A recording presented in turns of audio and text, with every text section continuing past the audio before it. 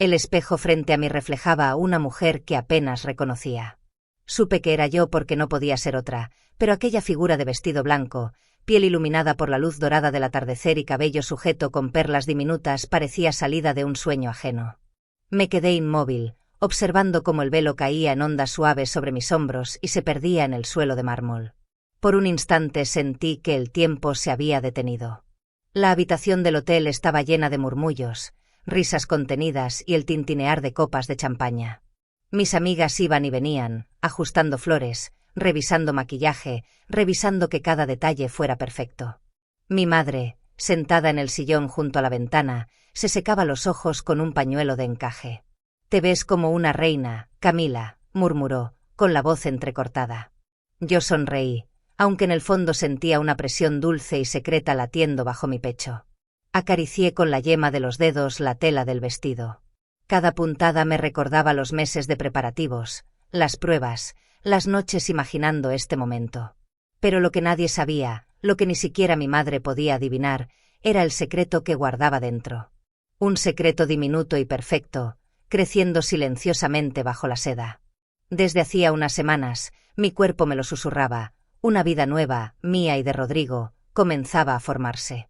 Quise contárselo enseguida, pero algo dentro de mí me pidió esperar. Imaginé su rostro cuando lo supiera, su sonrisa asombrada, la forma en que me tomaría de las manos. Pensé en decírselo durante el primer baile, cuando la música bajara y las luces se volvieran suaves. Tal vez susurrárselo al oído mientras todos aplaudían y nosotros girábamos en medio del salón. Ese sería mi regalo, no solo una esposa, sino también la promesa de una familia. La puerta se abrió y una de las damas de honor asomó la cabeza. «Camila, el chofer ya llegó». Asentí, respirando hondo. Tomé el ramo de rosas blancas, sentí el peso familiar del perfume, y salí al pasillo. El eco de mis pasos me acompañó hasta el ascensor. Abajo, la limusina negra esperaba reluciente frente al hotel. Mientras avanzábamos por las calles de Ciudad de México, la ciudad parecía una postal en movimiento. El sol descendía sobre los edificios de Polanco, tiñendo el cielo de tonos ámbar y rosa. La gente caminaba apresurada por las aceras, ajena al vértigo que yo sentía. Miré mi reflejo en la ventana del auto, la novia perfecta, la mujer que por fin lo tenía todo. Pero detrás de esa imagen había una pequeña corriente de nervios, una sensación casi supersticiosa de que la felicidad no podía durar tanto. Aún así, me obligué a disfrutarlo. El mundo afuera bullía con su ritmo caótico, claxon de taxis, murmullos, el brillo de los escaparates, y dentro de la limusina todo era silencio. Solo el sonido de mi respiración y el golpeteo de mi corazón. Cuando el coche dobló por una avenida bordeada de bugambilias, vi el edificio donde se celebraría la boda. Las luces ya estaban encendidas, reflejándose en los ventanales, y un grupo de fotógrafos esperaba junto a la entrada. Respiré profundamente. A través del cristal pude ver a los invitados llegar, mujeres con vestidos de seda, hombres en trajes oscuros, sonrisas impecables. Eran el mundo de Rodrigo, elegante, intocable, el mundo en el que yo estaba a punto de entrar. Por un momento dudé si realmente pertenecía allí. Recordé a mi padre, un maestro de escuela, y a mi madre, enfermera jubilada. Recordé el departamento modesto de Coyoacán donde había crecido. Aquellos recuerdos se mezclaron con la imagen del salón lleno de cristales y mármol. «Llegaste hasta aquí por amor», me dije, «y eso basta». El chofer abrió la puerta y una ráfaga de aire tibio entró en el auto. Sujeté el ramo con fuerza y puse un pie sobre el asfalto. Las luces de las cámaras parpadearon, los murmullos se transformaron en exclamaciones. Cada paso que daba hacia la entrada me parecía un latido más cerca del futuro. Dentro, el olor a flores frescas y cera de velas me envolvió. En el fondo del pasillo principal, la orquesta afinaba los instrumentos, y una coordinadora me sonrió con nerviosismo. «Todo está listo, señora Torres». Aquella palabra, señora, me sonó extraña, como si aún no me perteneciera. Mientras esperaba a que dieran la señal para entrar, posé una mano sobre mi vientre sin pensarlo. Sentí una ola de ternura, una mezcla de miedo y esperanza. «Pronto lo sabrá», susurré en silencio. «Pronto los tres estaremos juntos». Las puertas del salón se abrieron lentamente y una corriente de luz se filtró hacia el vestíbulo. Cerré los ojos un segundo y dejé que la emoción me inundara. Aún no sabía que aquel instante, tan perfecto, tan lleno de promesas, sería también el preludio de la noche que cambiaría mi vida para siempre. A veces pienso que todo habría sido diferente si no hubiera aceptado aquella beca. Pero entonces me pregunto si en verdad uno puede escapar de su destino, o si las casualidades solo son la forma en que la vida te conduce, sin que lo notes, hacia lo inevitable. Yo tenía 19 años cuando llegué a la universidad más prestigiosa de Ciudad de México, con una maleta prestada, un par de jeans gastados y un miedo que me apretaba el estómago. Venía de una familia sencilla, mi madre, enfermera jubilada, y mi padre, maestro de primaria. Ellos habían celebrado mi admisión como si hubiera ganado la lotería. Me abrazaron fuerte antes de subirme al autobús y me dijeron que no olvidara de dónde venía. Mantén los pies en la tierra, hija, me repitió mi padre, aunque tus sueños vuelen más alto que todos los edificios de esta ciudad. Los primeros días fueron un torbellino de nervios y silencios. En los pasillos todo parecía brillar, los pisos encerados, las mochilas de marca, las sonrisas seguras de quienes habían crecido entre apellidos que abrían puertas. Yo, en cambio, caminaba apretando los libros contra el pecho, temiendo tropezar con alguien o hablar de más. Mi ropa venía de tiendas de segunda mano, y mis zapatos, limpios, pero viejos, sonaban diferentes sobre el mármol. No tardé en notar las miradas. No eran crueles, pero sí inquisitivas, como si intentaran descifrar qué hacía yo allí. Durante semanas me escondí en la biblioteca y comía sola en una esquina del comedor. Me acostumbré al silencio, al ruido lejano de las conversaciones ajenas. Hasta aquel día. Recuerdo el olor a café y pan dulce en el aire. Estaba repasando unas notas mientras comía una galleta, cuando de repente se me atoró un pedazo en la garganta. Tosí, intenté beber agua, pero el pánico me hizo torpe. Escuché risas a mi alrededor y sentí que la cara me ardía. Fue entonces cuando una voz se acercó, cálida y divertida. «Respira», dijo alguien mientras me daba unas palmadas suaves en la espalda. Levanté la vista y lo vi por primera vez. Alto, de cabello castaño claro, ojos tranquilos y una sonrisa que parecía saber más de la vida que todos los libros que había leído. En ese momento ni siquiera supe su nombre, pero su presencia llenó el aire de calma. Cuando por fin logré tragar y recuperar el aliento, él añadió, medio en broma, pensé que iba a tener que practicar primeros auxilios. Me reí, aún con lágrimas en los ojos, y solo alcancé a decir, gracias, y perdón por el espectáculo. No fue un espectáculo, contestó él con un gesto amistoso. Fue un rescate. Se alejó entre risas, rodeado de sus amigos, y me quedé con el corazón latiendo desbocado. Durante días volví a verlo en los pasillos, pero nunca me animé a saludarlo. Él siempre iba acompañado, hablando con seguridad, como alguien que sabía a dónde pertenecía.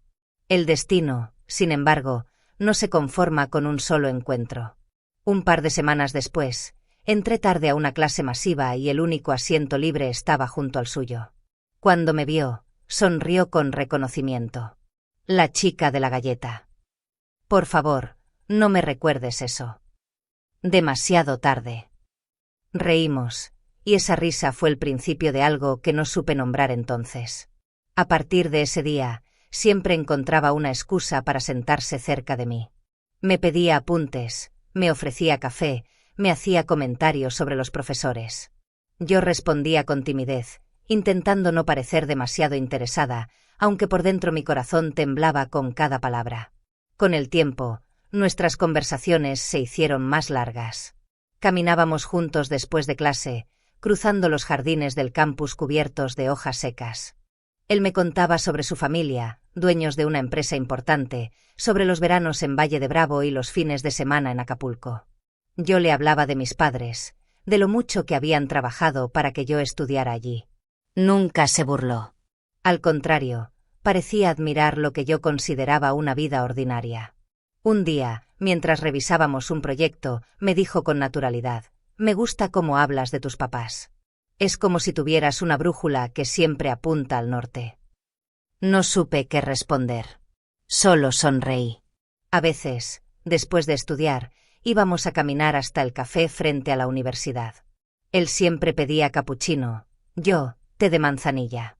Allí hablábamos de todo, de política, de películas, de los planes que teníamos para el futuro.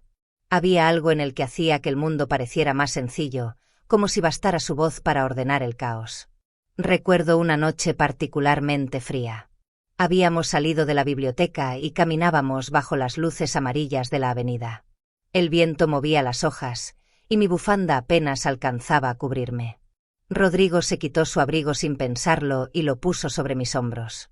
«No quiero que te enfermes, ingeniera». «Aún no soy ingeniera».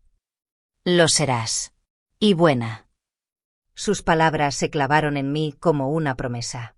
Esa noche, mientras regresaba a mi cuarto, comprendí que ya estaba perdida. Me había enamorado. A partir de entonces, los días en la universidad se transformaron.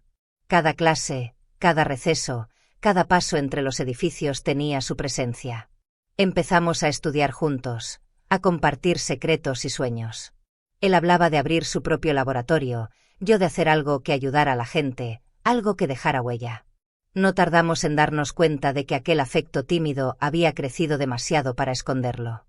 La primera vez que me tomó la mano, el mundo pareció detenerse. Era una simple caricia, pero en ella cabían todas las promesas que dos jóvenes podían hacerse sin pronunciar palabra.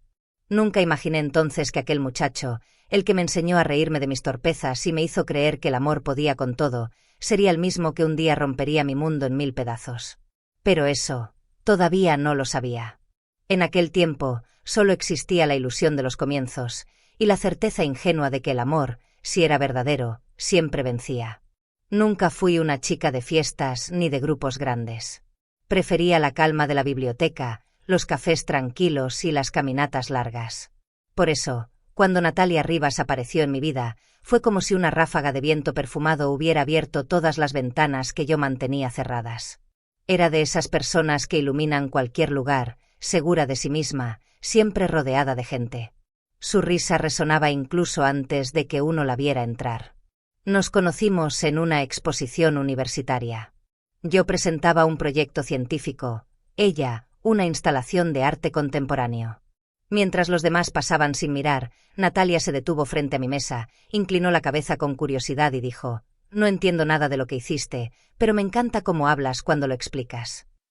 Reí, sorprendida. Así empezó todo.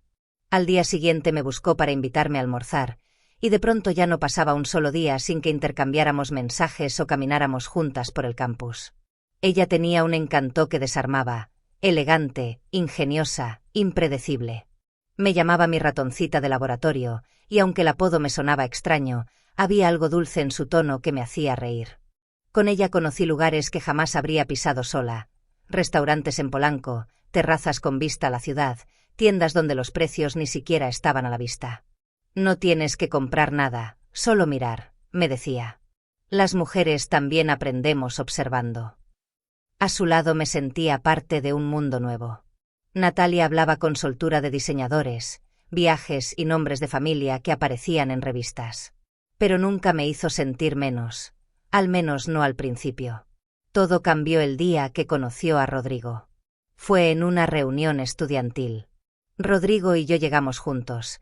Yo llevaba un vestido sencillo color crema, él una camisa azul arremangada. En cuanto entramos, Natalia se acercó con su sonrisa de siempre. «Camila, por fin. Pensé que no llegarías». Luego, al ver a Rodrigo, sus ojos brillaron con un interés nuevo. «¿Y este quién es? No me digas que me lo has estado ocultando».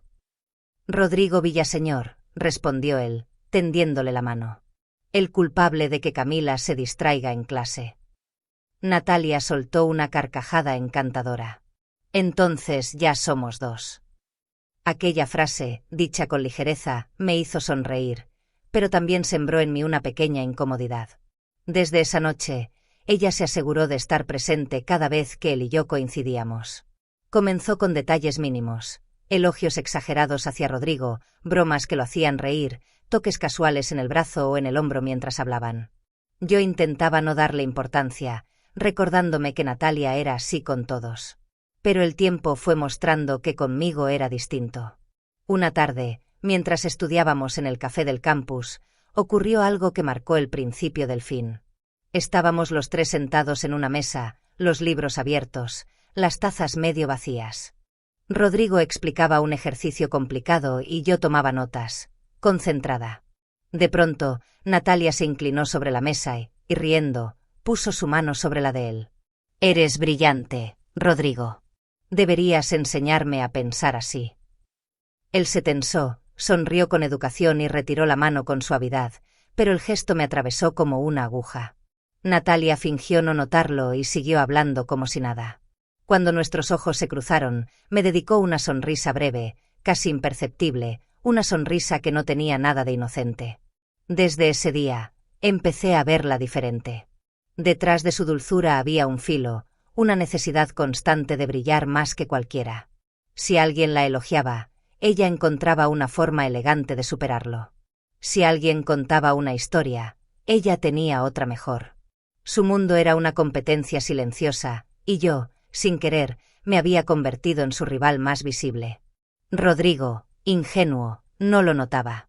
Creía que éramos amigas inseparables, y en parte lo éramos, aunque yo empezaba a sentir que algo oscuro se movía entre nosotras. A veces, cuando él no estaba, Natalia lanzaba comentarios disfrazados de consejos. «Tienes suerte, Cami. Rodrigo podría estar con cualquiera y te eligió a ti. No lo arruines». Otras veces, las familias como la suya son complicadas. No todas las suegras aceptan que sus hijos se casen con chicas distintas. Sus palabras caían como gotas de veneno, tan suaves que era imposible reclamarle nada. Un sábado me invitó a una fiesta en su casa. «Pequeña reunión de amigos», dijo. Pero al llegar, el lugar parecía un escenario de película. Música, luces, copas, perfumes caros. Yo me sentía fuera de lugar con mi vestido sencillo. Rodrigo llegó más tarde, y apenas entró, Natalia corrió a abrazarlo. Lo arrastró hacia la pista, riendo, girando entre la multitud. Yo los observé desde la esquina del salón, fingiendo que no me afectaba. Cuando la fiesta terminó, Natalia me acompañó hasta la puerta. «No te pongas seria, Cami», me dijo. «Era solo diversión». Pero su mirada no coincidía con su sonrisa. Esa noche me quedé despierta largo rato, mirando el techo de mi habitación. Me repetí que estaba exagerando, que ella no haría nada para herirme. Pero dentro de mí, algo ya había cambiado.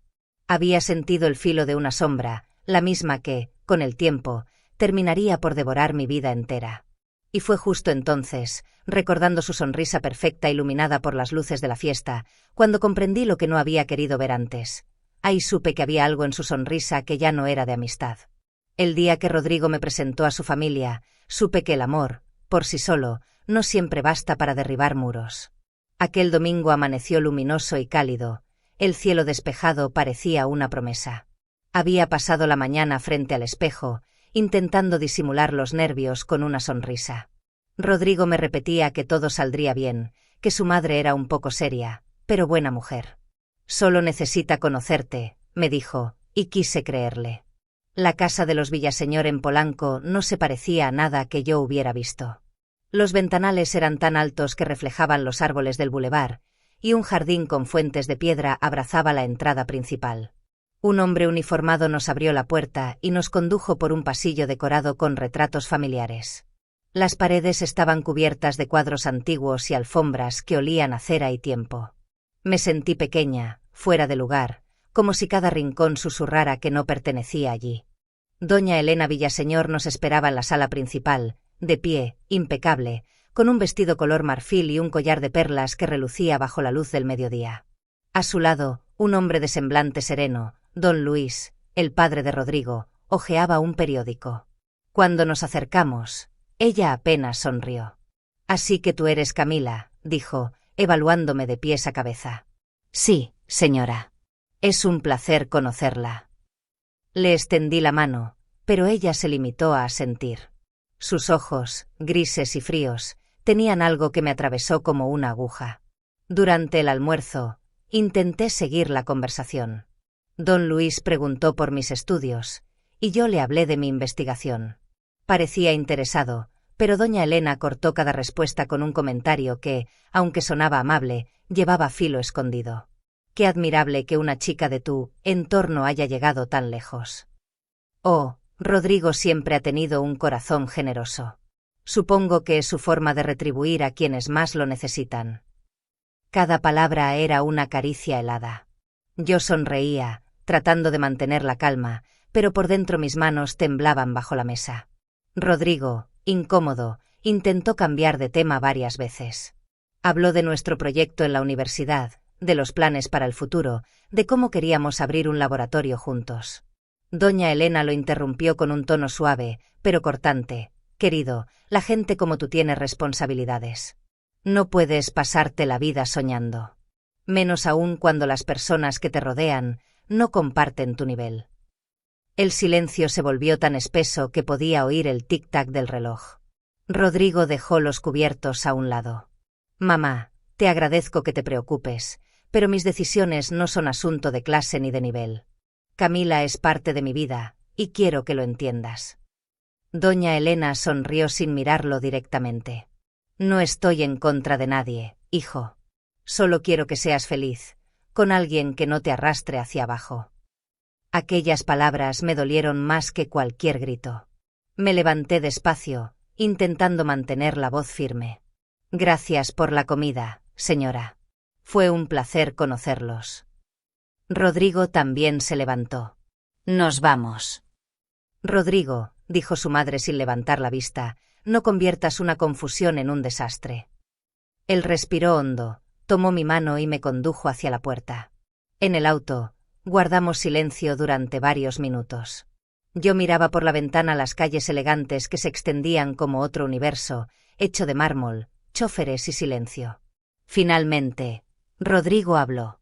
Lo siento, Cami. No debió pasar así. Mi madre, no tienes que disculparte por ella. Sí, sí tengo. No tiene derecho a hablarte así. Pero no voy a permitir que eso nos separe. Me miró con una determinación que no le había visto antes. Vamos a construir nuestra vida, sin importar lo que digan. No quiero que vivas midiendo cada paso. Quiero que vivamos como se vive cuando se ama. No pude contener las lágrimas. Lo abracé, sintiendo como esa promesa se clavaba en mi pecho con fuerza. Poco después, Rodrigo renunció a la comodidad del hogar familiar. Buscamos un pequeño departamento en Coyoacán, una de esas casas antiguas con ventanas verdes y enredaderas en los muros.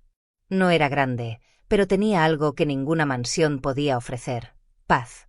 Las tardes olían a pan recién horneado y las risas de los niños se mezclaban con el sonido lejano de las campanas.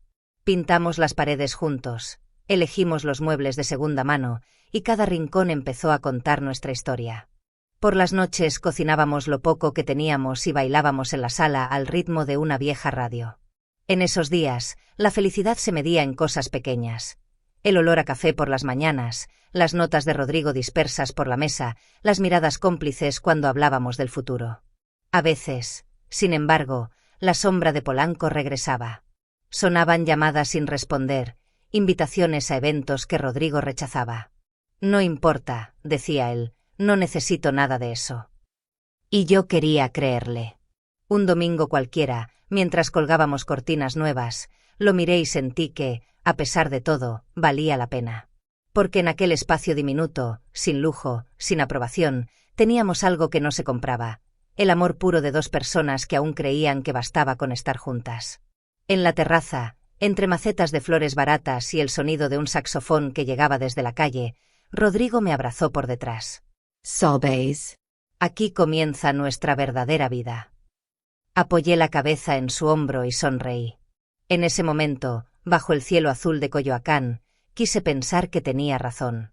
Que el amor podía realmente vencer a los prejuicios, que el corazón era más fuerte que cualquier apellido. No sabía entonces que aquel sueño de independencia sería también el escenario donde el destino, paciente, empezaría a tejer la red que acabaría separándonos. Pero esa noche, mientras él me susurraba al oído y las luces de la ciudad titilaban a lo lejos, todo lo que existía era el calor de sus brazos y la certeza ingenua de que nada podría romper lo que habíamos construido. Aquel amanecer fue diferente. Lo supe desde el instante en que abrí los ojos y sentí algo extraño, una mezcla de cansancio y euforia corriendo por mi cuerpo. El olor del café recién hecho me revolvió el estómago y tuve que correr al baño. Al principio creí que era una simple indigestión, pero conforme los días pasaron, las señales se repitieron. El sueño incontrolable, los cambios de humor, esa intuición profunda que no necesita pruebas. Una mañana, después de una visita rápida a la farmacia, sostuve entre mis manos la prueba que confirmaría mis sospechas. Me encerré en el baño y esperé los minutos más largos de mi vida. Cuando aparecieron las 2 líneas rosadas, me quedé inmóvil. Mi dedo tremblant. No podía decidir si reír o llorar. Me senté en el borde de la bañera y sentí que el corazón me golpeaba el pecho. En cuestión de segundos, el mundo cambió. Ya no era solo yo. Dentro de mí había algo frágil, diminuto, pero infinitamente poderoso. Una vida. Nuestra vida. Las lágrimas llegaron sin permiso, y mientras me las secaba con la manga de mi suéter, me descubrí sonriendo. Rodrigo, pensé en él, en su rostro cuando se lo contara. Imaginé su risa, sus ojos llenos de asombro y ternura. Me vi abrazándolo, susurrándole que iba a ser padre. Pero luego una vocecita me dijo que debía esperar. Quería que fuera perfecto, que ese momento quedara grabado para siempre. Decidí guardar el secreto hasta el día de la boda, durante nuestro primer baile. Le diría, no somos 2, amor, somos 3. Solo imaginarlo me hacía temblar de emoción. Durante los días siguientes, todo parecía tener un nuevo significado. El sol, el aire, incluso el ruido de los coches en la calle. Caminaba por Coyoacán con una sonrisa que no podía ocultar. A veces me tocaba el vientre, como si ya pudiera sentir su presencia, y me prometía protegerlo de todo. Rodrigo no sospechaba nada. Estaba absorbido en los preparativos de la boda, en los papeles del trabajo, en los detalles del apartamento. Cada noche llegaba cansado, pero siempre encontraba un momento para abrazarme. Falta tan poco para tenerlo todo, me decía. Y yo pensaba en el pequeño milagro que él aún no conocía. Una tarde, mientras revisaba las invitaciones de boda, el teléfono vibró sobre la mesa. Al ver el nombre en la pantalla, sentí un nudo en el estómago. Natalia Rivas. No hablábamos desde hacía meses. Después de aquella etapa confusa en la universidad, nuestras conversaciones se habían enfriado. Yo había intentado mantener la distancia sin conflicto, pero Natalia era persistente. El mensaje era corto, directo, casi inocente. ¿Podemos hablar? Te extraño. Me quedé mirando las palabras durante un largo rato. No sabía si responder.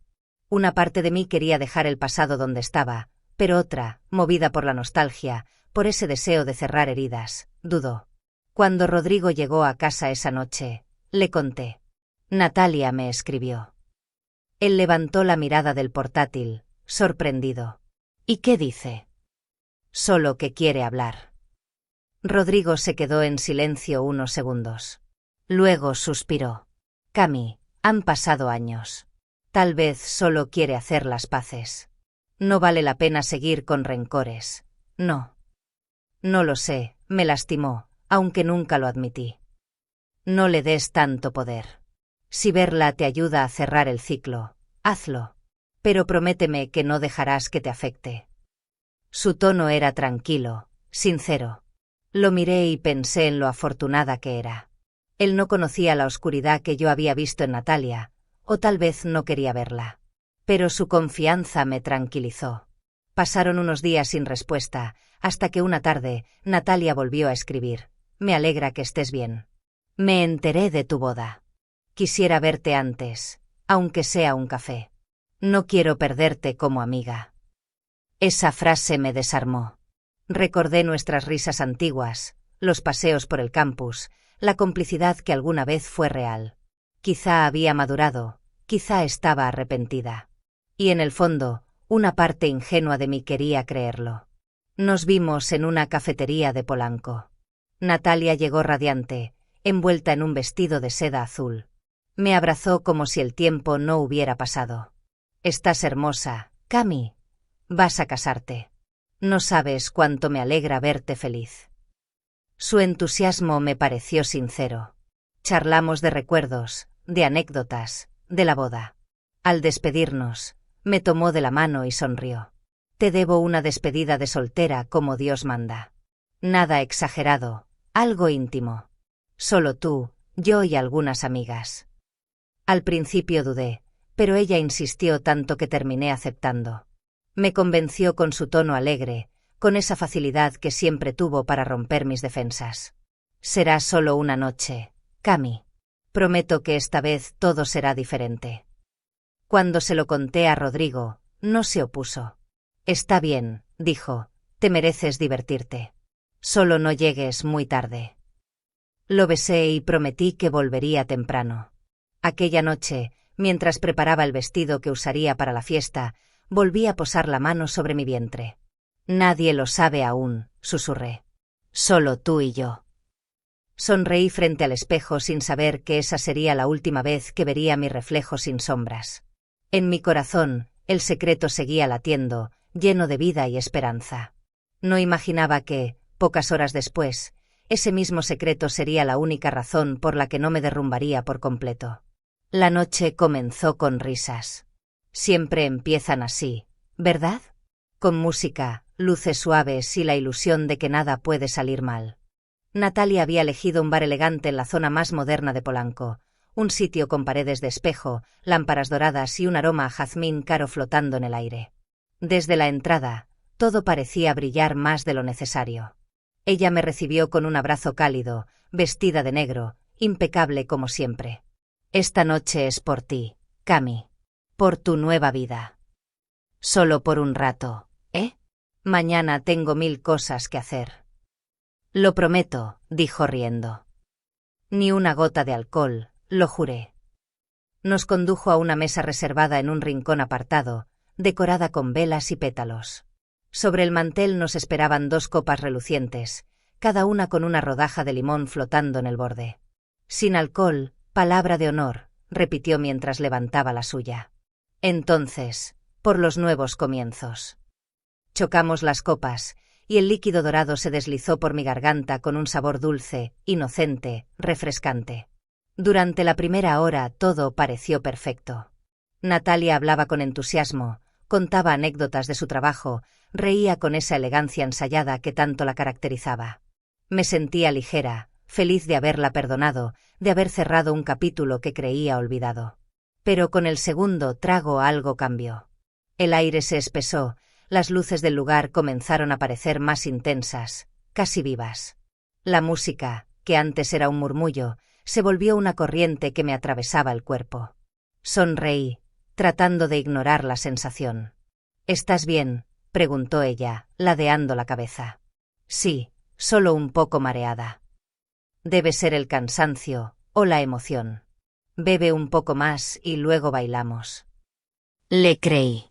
Siempre le creía. Pero el mareo creció como una ola.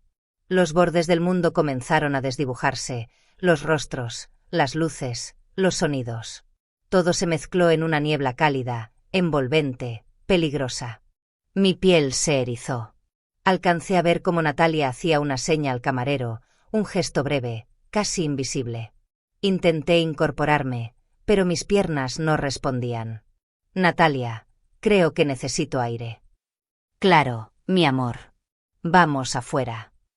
Su voz sonaba lejana, distorsionada, como si viniera desde un túnel.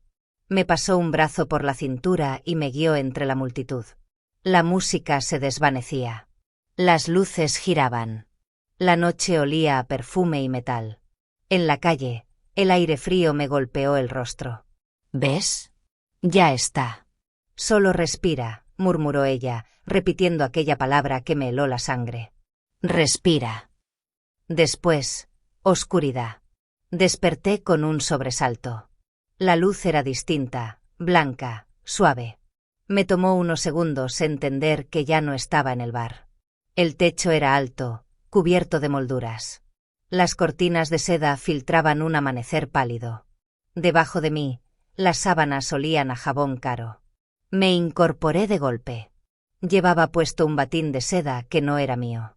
En una silla cercana, cuidadosamente doblado, estaba mi vestido. El corazón me latía en los oídos.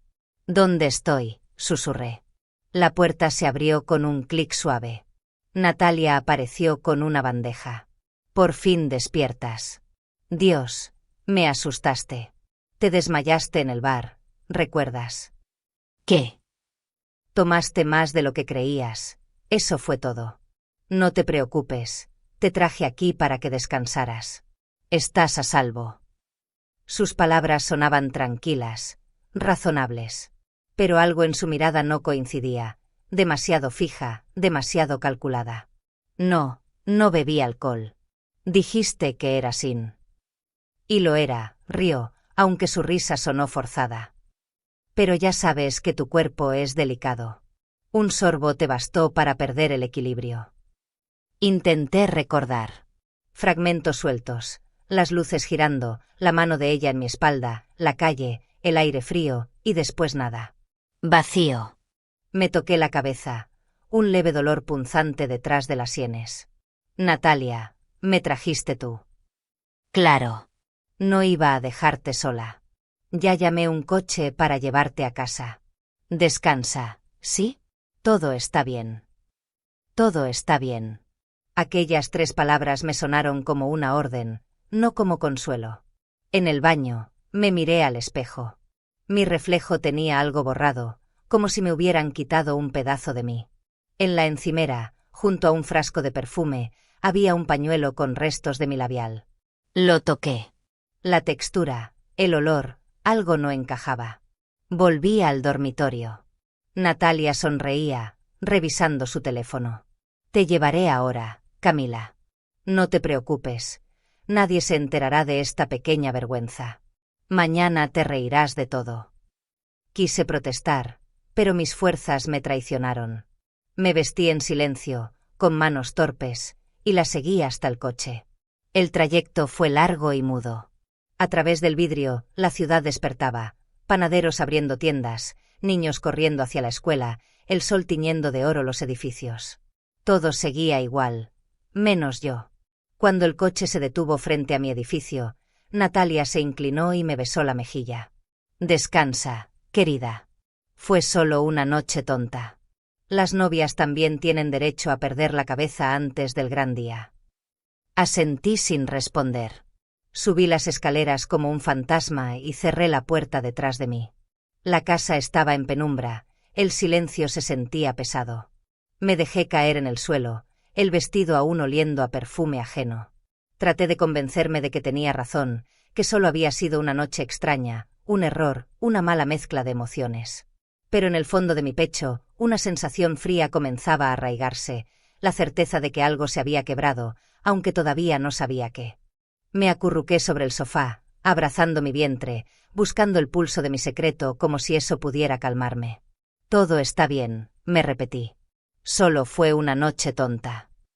Pero incluso mientras lo decía, sabía que estaba mintiendo. Porque había algo en el aire, un eco que no quería escuchar todavía, la intuición de que esa noche, sin saberlo, había caído en una trampa perfectamente diseñada. El amanecer del día de mi boda fue dorado, perfecto, como si el cielo mismo hubiera decidido bendecirnos. Desde la ventana del hotel veía los tejados de Polanco brillando bajo la primera luz. Las calles aún estaban tranquilas, y el murmullo de la ciudad se filtraba apenas, como un susurro. Frente al espejo, una mujer vestida de blanco me devolvía la mirada. Por un instante no la reconocí. Era yo, sí, pero otra versión de mí, más serena, más segura, más feliz. El vestido abrazaba mi cuerpo como una segunda piel. Los hilos de encaje parecían trazar sobre mi espalda una historia secreta. Cuando mi madre entró, con los ojos húmedos, apenas pudo hablar. Estás preciosa, mi vida, como una reina. Sonreí, y por dentro sentí el corazón acelerarse. Él no sabe todavía, pensé mientras posaba una mano sobre mi vientre. En pocas horas, Rodrigo sabría la verdad. Sería mi regalo, el comienzo de nuestra familia. La limusina nos llevó por el Paseo de la Reforma, y el reflejo de los edificios se mezclaba con el cielo en los vidrios. El mundo parecía suspenderse solo para mí. En el salón de eventos, las columnas estaban cubiertas de flores blancas, las lámparas de cristal lanzaban destellos como pequeñas estrellas. Todo olía a rosas y a champaña. Cuando llegué a la entrada del gran salón, las conversaciones se apagaron. Los invitados giraron hacia mí, y la música del cuarteto de cuerdas llenó el aire. A lo lejos, Rodrigo me esperaba al final del pasillo, impecable en su smoking negro, con esa sonrisa que tantas veces me había salvado del miedo. Mis pasos resonaban sobre el mármol. Todo era luz, respiración contenida, emoción. Lo miré y me bastó un segundo para saber que lo amaba más que nunca. Cuando tomé su mano, me temblaron los dedos, y él, con una sonrisa, los apretó suavemente. «Estás preciosa», susurró. «Y tú, mi hogar». El oficiante habló de amor, de promesas, de unión eterna. Yo apenas oía sus palabras. Todo lo que sentía era el calor de Rodrigo junto a mí y el latido pequeño que llevaba dentro. «Somos tres», pensé, mordiéndome los labios para no llorar. Al terminar los votos, los aplausos estallaron. Sonaron copas, risas, flashes. Las melodías se mezclaron con la alegría del momento. En la pista de baile, Rodrigo me sostuvo entre sus brazos. «Eres todo lo que siempre soñé», me dijo al oído. Cerré los ojos, deseando que ese instante durara para siempre. Pero los cuentos de hadas no duran. Y el mío estaba a segundos de romperse. El maestro de ceremonias subió al escenario, golpeó suavemente el micrófono y sonrió. «Atención, atención. Los amigos de los novios han preparado una sorpresa especial para esta noche tan maravillosa». Los invitados aplaudieron, riendo, esperando quizás un vídeo divertido, recuerdos de nuestra historia. Las luces se atenuaron. Un enorme proyector descendió del techo. Rodrigo me miró intrigado, y yo, sin sospechar nada, le devolví la sonrisa. El primer segundo fue solo estática, un zumbido débil. Luego, una imagen borrosa se iluminó sobre la pantalla. Un cuarto desconocido, una cama con sábanas color marfil, y yo. Yo. Mi rostro, mi cuerpo. O algo que parecía serlo. Mi vestido ausente, mi respiración agitada. Junto a mí, un hombre que no conocía, su rostro en sombras. El público contuvo el aliento. Luego vinieron los murmullos, las exclamaciones. El horror me paralizó. «No, eso no soy yo», balbuceé, dando un paso atrás. El silencio se volvió insoportable. En la mesa principal, doña Elena Villaseñor, la madre de Rodrigo, se llevó la mano al pecho, fingiendo escándalo. «Te lo advertí, Rodrigo, te lo advertí». El vídeo continuó. Imágenes borrosas, susurros, movimientos. La mentira perfecta. Cada segundo era una puñalada. Mis padres, petrificados, me miraban sin entender. Los invitados se inclinaban unos hacia otros, cuchicheando. Yo buscaba la mirada de Rodrigo, suplicando que viera la verdad en mis ojos. «No fui yo, no sé qué es eso, te lo juro». Pero él no me escuchaba. Estaba blanco, inmóvil, la mandíbula tensa. «¿Qué clase de burla es esta?», murmuró. «Rodrigo, escúchame, te lo ruego. No sé de dónde salió ese vídeo. ¿Quieres que te crea? Aquí, delante de todos». Sus palabras se rompieron en el aire. La música se detuvo. Solo se oía el zumbido del proyector y mi respiración entrecortada. Las lágrimas me cegaban. Extendí una mano hacia él, pero él dio un paso atrás. «Dios mío, Rodrigo, por favor. Me hiciste un idiota. Frente a todos». Entonces, con un gesto brusco, se quitó el anillo y lo lanzó al suelo. El metal rebotó contra el mármol, emitiendo un sonido seco, final. El silencio se quebró con un coro de susurros. Algunas mujeres apartaron la vista, otras no podían dejar de mirar. La pantalla seguía encendida, humillándome. Corrí hacia ella, grité que se detuviera, pero alguien que no vi, apagó las luces. Todo se volvió ruido, los flashes, los pasos, los murmullos, los gritos. No sentía los pies, ni el peso del vestido, ni el aire que me faltaba. Corrí. Empujé a quien se interpusiera, crucé la puerta del salón y salí a la noche. El aire frío me golpeó el rostro como un balde de agua helada. Las lágrimas me nublaban la vista. Tropecé con el borde de mi vestido, lo rasgué sin pensar. Corrí por las calles adoquinadas de Polanco, descalza, con la cola del vestido arrastrándose tras de mí como un fantasma. Las luces de los autos pasaban a mi lado, las bocinas sonaban, alguien gritó mi nombre, pero seguí corriendo. El maquillaje se deshacía en mi rostro, el velo se desprendió y quedó colgado en una rama. Llegué al final de la avenida, jadeando, con el pecho ardiendo. Las risas del salón todavía resonaban en mis oídos, mezcladas con la voz de Rodrigo, con la imagen de su mirada rota. Me apoyé contra un muro, abrazándome el cuerpo. El viento me helaba la piel, el vestido estaba destrozado, los pies sangraban. En mi vientre, la vida que escondía seguía latiendo, silenciosa. Y fue allí, en medio de la oscuridad, entre los restos de mi felicidad, donde comprendí que algo dentro de mí también había muerto esa noche. La ciudad siguió su ritmo como si nada hubiera pasado. Pero yo me había convertido en una sombra, una novia fugitiva con el corazón hecho trizas. Y aunque no lo sabía entonces, esa huida no era el final. Era apenas el comienzo del largo camino que me llevaría a reencontrarme con el destino, y con la verdad. No recuerdo cuánto tiempo corrí aquella noche. Solo sé que la ciudad se volvió un borrón de luces y sombras, una pesadilla hecha de bocinas, murmullos y mi propio llanto. Cuando por fin mis piernas no pudieron más, me encontré en el corazón del Parque México, bajo los árboles que se mecían como testigos silenciosos de mi desgracia. El aire olía a tierra húmeda y hojas caídas. Me dejé caer sobre un banco de hierro, el vestido destrozado, los pies sangrando. Las luces de los faroles temblaban sobre el pavimento, y cada destello parecía recordarme lo que acababa de perder: mi esposo, mi nombre, mi dignidad. Apreté los brazos contra el pecho, temblando. En mi cabeza, la escena se repetía una y otra vez. La pantalla encendiéndose, los rostros horrorizados, la voz de Rodrigo rompiéndose al decir: me hiciste un idiota. Quise gritar, pero no salió sonido alguno. Solo lágrimas. Por un momento, pensé en desaparecer. En dejar que el frío hiciera su trabajo. ¿Qué sentido tiene seguir?, susurré. Había perdido todo, menos una cosa. Puse la mano sobre mi vientre. Allí estaba mi razón, diminuta, silenciosa, viva.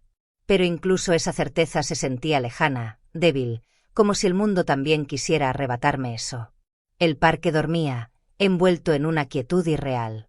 Hasta que un sonido la rompió, un gemido bajo, un suspiro ahogado. Alcé la vista. A unos metros, bajo un árbol, distinguí una figura encorvada. Era un hombre mayor, quizás de 70 años, desplomado sobre otro banco. Una mano apretaba su pecho. Por un instante dudé. Estaba tan exhausta, tan rota, pero algo más fuerte que el miedo me impulsó a levantarme. Corrí hacia él, tropezando con la falda rasgada. «Señor, ¿me escucha?». El anciano intentó hablar, pero solo logró soltar un jadeo. Sus ojos se entreabrieron, grises, perdidos. «Dolor». «Aquí», murmuró, señalando el pecho. Me arrodillé junto a él. Las manos me temblaban, pero busqué mi teléfono y marqué al 911. La voz del operador sonó distante, como si llegara desde otra dimensión. «Una persona mayor, ataque cardíaco, Parque México, cerca del estanque, por favor, rápido». Seguí las instrucciones. «Manténgalo consciente. Pregúntele si tiene medicación». Me incliné sobre el hombre. «¿Tiene pastillas? Nitroglicerina». Él asintió débilmente. Bolsillo, del saco. Busqué con cuidado y encontré un pequeño frasco marrón. Mis dedos torpes sacaron una tableta diminuta, que coloqué bajo su lengua. «Tranquilo, respire despacio, ya viene ayuda». Su respiración era irregular. Le tomé la mano, fría y temblorosa. «No está solo, aguante, por favor». Durante esos minutos eternos, todo lo demás desapareció. No había traición, ni vergüenza, ni boda arruinada. Solo él, su vida pendiendo de un hilo, y yo intentando sostenerla. Recordé los comprimidos de aspirina que siempre llevaba en mi bolso. Le di uno, ayudándolo a masticarlo. «Muy bien, así, siga respirando». El silencio del parque fue interrumpido por el sonido lejano de una sirena. Las luces rojas y azules comenzaron a reflejarse en los charcos. Cuando los paramédicos se acercaron corriendo con su equipo, sentí un alivio tan grande que casi me derrumbé. Uno de ellos, una mujer joven con el uniforme azul, me apartó suavemente. Gracias por ayudarlo, él estaba consciente cuando llegó. Sí, apenas, pero lo sostuve todo el tiempo. Hiciste lo correcto. Lo salvaste. Sus palabras me golpearon el alma. Lo salvaste. Los paramédicos colocaron al hombre en una camilla. Antes de subirlo a la ambulancia, el anciano abrió los ojos por un instante. Me buscó con la mirada y, con un hilo de voz, dijo, «Gracias», fue apenas un susurro, pero bastó. Cuando la ambulancia se alejó, me quedé sola de nuevo. Las luces se extinguieron entre los árboles, y el silencio volvió, pero ya no era el mismo.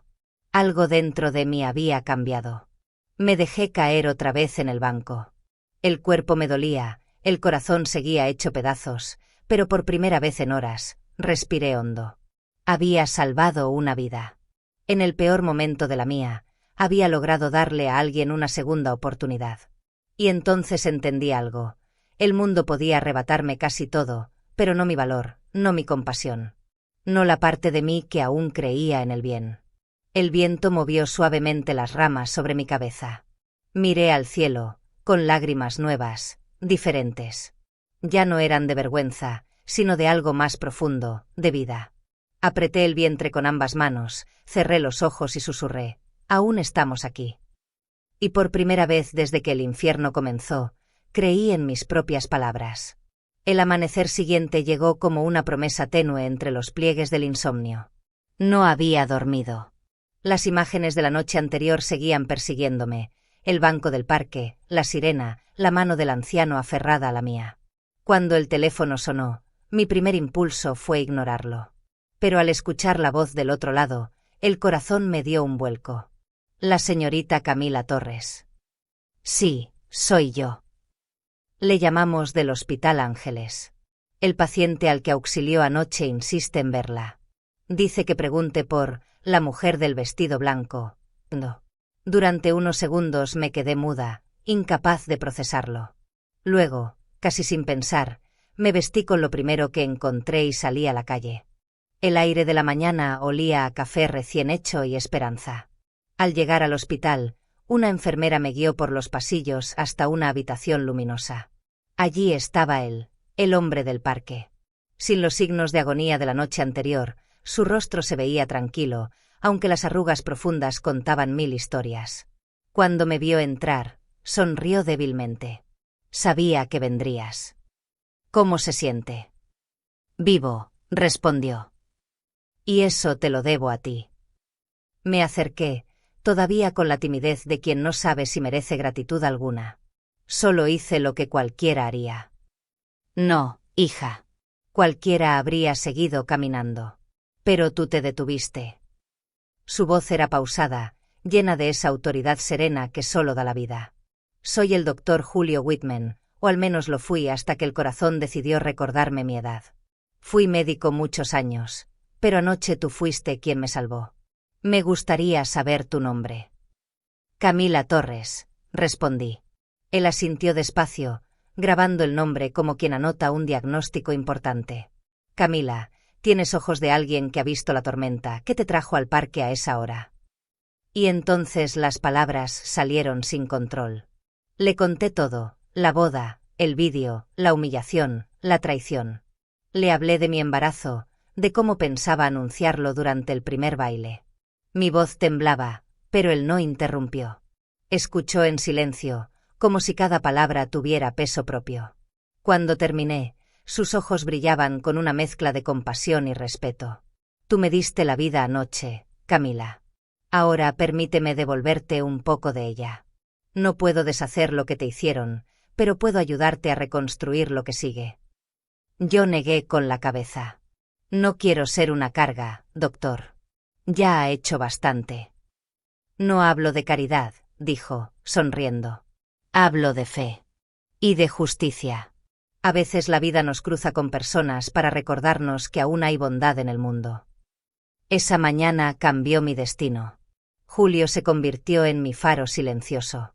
Me ayudó a conseguir atención médica en el mismo hospital, a realizar mis controles prenatales, a mantenerme emocionalmente firme. Cada visita al consultorio era una mezcla de nervios y gratitud. Él me acompañaba con la calma de quien ya había visto nacer y renacer muchas vidas. «Tu bebé está fuerte», decía mientras observaba la ecografía. «Y tú también, aunque aún no lo creas». Con su apoyo, volví a la universidad. Continué mis estudios de biología, esta vez con un propósito más claro, no solo sobrevivir, sino también construir. Mis días se dividían entre las clases, los análisis en el laboratorio y las consultas médicas. Las noches, entre los movimientos suaves dentro de mi vientre y el recuerdo de todo lo que había perdido y lo que estaba empezando a ganar. El parto llegó en una madrugada de lluvia. Cuando escuché el primer llanto de mi hija, sentí que el mundo se abría otra vez. La llamé Lucía, porque fue eso lo que trajo a mi vida, luz. Julio llegó al hospital con un ramo de girasoles y una sonrisa emocionada. «Bienvenida al mundo, pequeña científica», dijo al tomarla en brazos. Y desde entonces, Lucía tuvo en él al abuelo que la vida no le había dado. Los años siguientes fueron duros, sí, pero llenos de sentido. Aprendí a preparar biberones mientras redactaba artículos de investigación, a dormir 3 horas y seguir adelante, a celebrar cada paso de Lucía como si fuera una victoria del universo. Julio nos visitaba cada semana. Llevaba libros, juguetes y paciencia infinita. A veces, mientras ella jugaba sobre su regazo, él me observaba y decía: «¿Ves, Camila? La vida no te quitó todo. Te dio la oportunidad de demostrarte quién eres sin los ojos de los demás». Él tenía razón. Con el tiempo, mi nombre empezó a resonar en el pequeño mundo académico. Publicaciones, becas, conferencias. Cada logro llevaba en silencio la fuerza de una promesa: demostrar que incluso desde el dolor pueden hacer algo grande. Una tarde, mientras Lucía dibujaba girasoles sobre una hoja, Julio me miró con ternura. «¿Sabes? Nunca tuve hijos propios. Pero si los hubiera tenido, me habría gustado que fueran como tú». No pude responder. Solo tomé su mano y la apreté con fuerza. Era cálida, viva, como aquel instante en el parque cuando su pulso volvía a latir. Entendí entonces que la vida, con toda su crueldad, me había devuelto algo mejor que lo perdido: la fe en los demás, la fe en mí misma. Y mientras el sol se filtraba por la ventana del hospital, iluminando los cabellos dorados de Lucía, supe que mi historia, aquella que comenzó con lágrimas, se estaba convirtiendo en un himno de esperanza. Había nacido mi hija. Pero, en el fondo, también había renacido yo. Han pasado más de 10 años desde aquella noche que me arrancó la inocencia. 10 años desde que corrí descalza bajo la lluvia de Polanco, creyendo que mi vida había terminado. Pero la vida, caprichosa, implacable y a veces generosa, me enseñó que los finales solo existen cuando uno deja de luchar. Ahora, mientras me miro en el espejo del gran salón capitolino de Roma, apenas reconozco a la muchacha que una vez fui. En el reflejo hay una mujer de mirada firme, vestida con un traje azul oscuro, el cabello recogido con elegancia y una serenidad que no se compra ni se finge. Detrás de mí, Lucía juega con el lazo de su vestido y el doctor Julio, ya canoso, más frágil pero igual de luminoso, conversa con los organizadores del evento. El maestro de ceremonias pronuncia mi nombre. Doctora Camila Torres, galardonada por su investigación en biología regenerativa. Los aplausos llenan la sala. Subo al estrado entre luces doradas y cámaras que destellan. Por un instante, cierro los ojos. Veo a la Camila de antes, temblorosa, sola, sentada en un banco de parque. Y le sonrío, porque lo logró. Tomo el micrófono. Mi voz no tiembla. Hace años, creí que mi vida se había roto para siempre. Pero a veces, las fracturas nos obligan a reconstruirnos de un modo más fuerte, más honesto. Hoy no celebro solo un premio. Celebro la oportunidad de haber renacido, de haber transformado el dolor en conocimiento y el miedo en amor. Este logro no es mío. Pertenece a quienes me sostuvieron cuando no podía caminar y a quien me enseñó lo que significa empezar de nuevo. Miro al público. Julio me sonríe desde la primera fila. Lucía, con sus ojos color miel, levanta la mano para saludarme. En ese gesto encuentro toda la razón del mundo. La ovación me envuelve, cálida, sincera. Por primera vez en muchos años, siento paz. Después de la ceremonia, el salón se llena de voces, felicitaciones, copas que chocan. Lucía corre hacia mí y me abraza con fuerza. Mamá, lo hiciste. Lo hicimos, amor. Julio se acerca, apoyado en su bastón, con la emoción contenida en los ojos. Estoy orgulloso de ti, hija. Tu madre habría llorado al verte hoy. Usted fue quien me enseñó a no rendirme, doctor. Este premio también es suyo. Salimos juntos hacia la terraza. Desde allí, Roma se extiende bajo un cielo anaranjado. Las cúpulas doradas reflejan el atardecer y las campanas suenan a lo lejos. Es un momento perfecto, casi sagrado, hasta que escucho una voz que me congela el alma. Camila, el sonido es débil, pero inconfundible. Me vuelvo despacio. Entre la multitud, un hombre se abre paso con torpeza. Su traje arrugado, la mirada apagada. Apenas una sombra de quién fue. Rodrigo. Mi respiración se corta. Han pasado tantos años, y aún así el recuerdo de su rostro me sacude. Pero ya no duele igual. Es como ver una cicatriz vieja, está ahí, pero ya no sangra. Él se detiene frente a mí. No sabía si te reconocería, pero sigues igual, Camila. Solo, más fuerte. ¿Qué haces aquí, Rodrigo? Leí tu nombre en los periódicos. Supe que recibirías el premio. Vine porque necesitaba verte. Necesitaba pedirte perdón. Julio da un paso, pero yo levanto la mano. No hace falta defenderme. Ya no soy aquella mujer indefensa. Rodrigo baja la cabeza. Perdí todo. Mi empresa, mi familia, mis amigos. Natalia me traicionó, como tú dijiste. Era ella quien envió aquel vídeo. Yo fui un idiota. Sí, respondo, sin rencor, lo fuiste. Él asiente. No vine a justificarme. Solo quería conocerla. A la niña. El aire se vuelve más denso. Lucía, curiosa, nos observa desde la terraza. Julio le toma la mano, percibiendo lo que está ocurriendo. Ella no necesita verte, Rodrigo. Camila, por favor. Solo un momento. Quiero decirle que lo siento. Lo miro fijamente. No hay odio, solo distancia. No. Ya no eres parte de nuestras vidas. Todo lo que tenía que morir, murió aquel día. Yo también lo creí, pero resultó que no. Yo seguí viviendo. Y eso es algo que tú aún no aprendiste. Sus ojos se llenan de lágrimas. Da un paso atrás, vencido. Lo entiendo. Solo quería oírte decir algo. Cualquier cosa. Entonces escucha bien, digo con calma. Te perdono. Pero mi perdón no te pertenece. Es para mí. Porque no quiero cargar contigo ni un día más. Él asiente, sin poder hablar. Me da una última mirada y se aleja. Lo veo perderse entre la multitud, y siento un alivio profundo, como si finalmente se cerrara la última puerta. Lucía corre hacia mí, riendo, con una flor en la mano. Mamá, mira lo que encontré. La levanto en brazos. Julio nos observa, su sonrisa iluminada por la luz dorada del atardecer. Caminamos juntos por la calle adoquinada, hacia el horizonte. Roma se tiñe de cobre, y las sombras se alargan detrás de nosotros. Siento el peso dulce de mi hija sobre el pecho y la mano firme de Julio en mi hombro. En silencio, me permito una última reflexión.